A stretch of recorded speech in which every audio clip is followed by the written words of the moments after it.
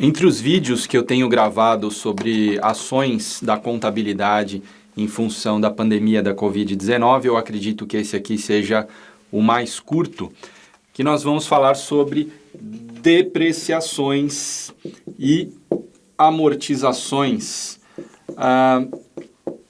A princípio, a gente não tinha pensado em gravar um vídeo especificamente, sobre depreciações e amortizações, mas esse é um item que também pode ser afetado por essa crise. Por quê? Amortização, a gente está falando aqui de amortização de ativos intangíveis, o desgaste de um ativo intangível ou o uso de um ativo intangível ao longo de um tempo.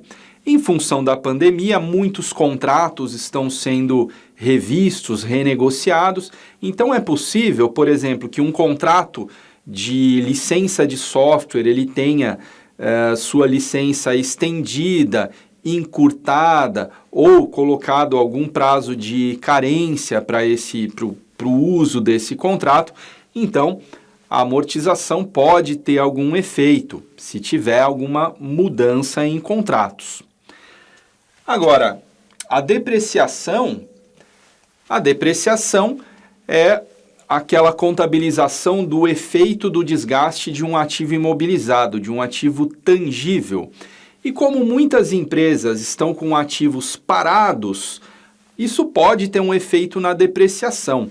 Um ativo parado, ele pode ter a sua vida útil estendida em algumas situações, já que o ativo antes ele estava em uma atividade muito mais acelerada e desgastando o ativo com o uso, então isso pode fazer com que a vida útil dos ativos seja encurtadas, tá?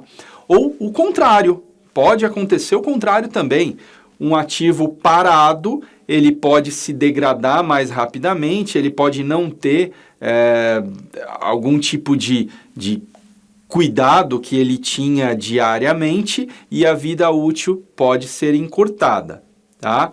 Então, o recado geral desse vídeo, ele tem a ver com o que a norma contábil diz, que é o seguinte: todo ano as empresas precisam revisitar os critérios de depreciação e amortização, revisitar a vida útil estimada dos ativos para saber se elas ainda fazem sentido face à nova realidade.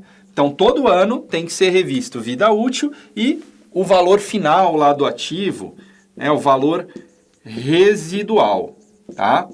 Então, a norma diz todo ano e também quando houver modificação substancial, quando tiver alguma coisa que mude substancialmente a realidade desses ativos, tá? Então, a crise, a falta de uso de um ativo, a mudança em condições contratuais de um ativo intangível, tudo isso pode ser enquadrado como modificação substancial, tá? Então, é mais uma preocupação para as áreas de contabilidade terem ao preparar demonstrações contábeis nesse período turbulento.